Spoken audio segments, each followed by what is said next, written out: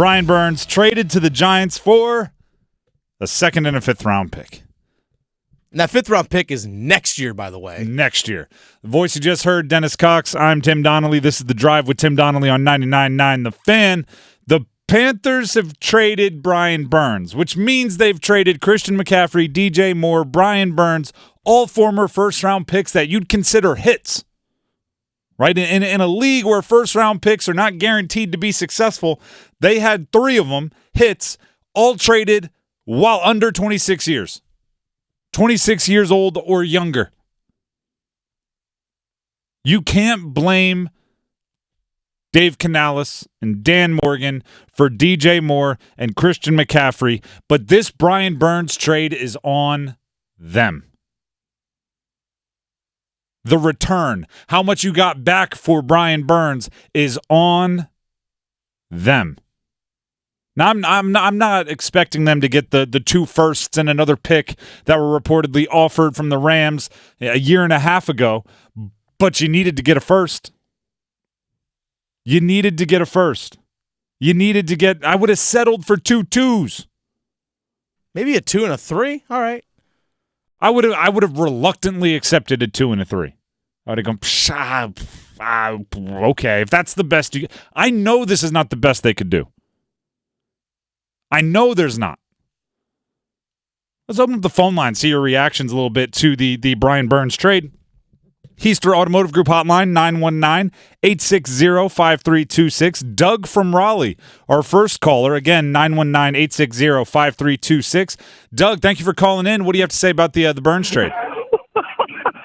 They have got to be the most poorly run franchise in the NFL. That is the most ridiculous trade I think they've ever could have made. That was worse than the Christian McCaffrey trade. It was horrible. They are in for 3 years of just terrible football after this point. They have no chance of winning anything, especially now that Kirk Cousins came to Atlanta. They're in a lot bigger trouble now. That Atlanta team is going to be the team of the NFC South for about the next 3 or 4 years, easy. I hope. Appreciate it.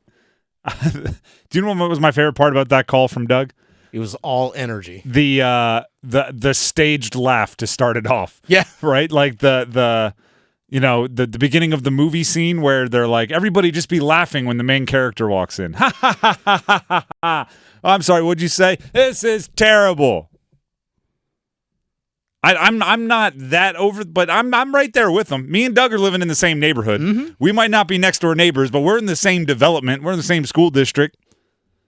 You only had a few pieces, the Panthers did, that anybody wants, right? You can't sell any of them for a discount. Brian Burns was one of them. You had to milk it for all it is worth. You didn't do that.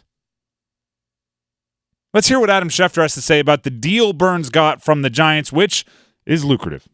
Brian Burns is going to get the deal that he wanted, that he's been looking for 2 years now, right? From Carolina. They've been unable to get a long-term deal done. They're finally able to get a deal done in this particular situation. And so Brian Burns is on his way to New York to play for the Giants in a huge deal that it will involve draft pick compensation.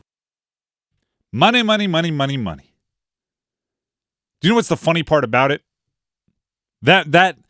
That's very much one of those Rorschach tests, the ink blot test, right? Either you looked at it and said, well, of course the Panthers weren't going to get anything for Brian Burns because the Giants had to turn around and give him $1 billion trillion.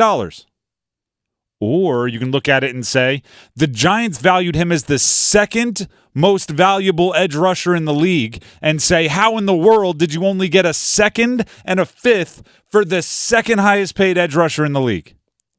You know what the mind-boggling thing is now? It's just dawned on me, especially after Doug's call. We're still having new realizations. That's how crazy this is. What's a more premium position, running back or edge rusher? Edge rusher. Okay. So for your running back, you got a second, a third, a fourth, and a fifth. But for your edge rusher, who's that highly paid, you got a second and a fifth. The thing is, it feels very much like Dan and Dave, the Dungeons and Dragons duo, the Dave Canales and Dan Morgan brain trust. The alignment. That's not bad. The alignment. I kind of like that one. So do I. The alignment was so dead set on moving on that they didn't do the negotiating thing, right?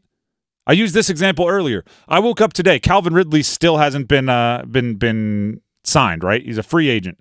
And it seems to be coming down to the Patriots, and it seems to be coming down to Jacksonville, where he played last year. And I woke up this morning, and it was the Patriots are involved, Jacksonville's involved, and the insider said a mystery team. Ooh, a mystery team. Guess what mystery team means? It means the agent is trying to drum up interest and bluffing. The Panthers had to do some bluffing. Giants, we got a call on the other line. You better come up to that second and third. You better come up to that 2 seconds. We got a call on the other line. If you really want Brian Burns that badly, which they do because they paid him $1 billion trillion, you better beef up your offer because we got a mystery team on the line. And then you answer a phone call. Guess who it's from? Person sitting 2 steps down from you. Remember Drew Rosenhaus? Yes, thinking the exact same thing. At Willis McGahee's draft table, they were calling each other from the opposite side of the round table. Do whatever you got to do. And I'm being half joking here, but I am serious about you have to create a market for your player, especially when you are the only, or that player is one of the only things that you have to build value. Now they're entertaining Chase Young. Do you see this? Tom Pelissero said Chase Young is going to visit the Panthers.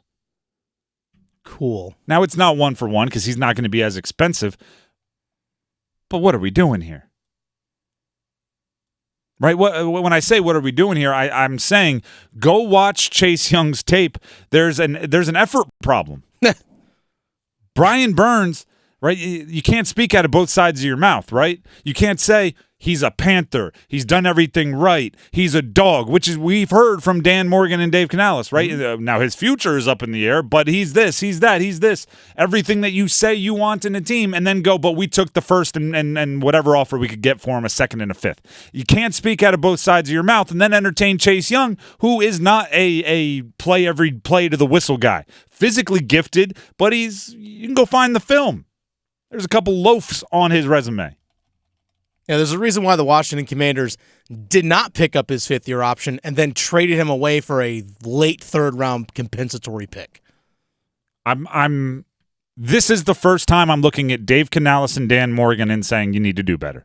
Up until now, it felt like they were cleaning up everyone else's mess, and they were trying to do it here, but they didn't do a good job cleaning it up.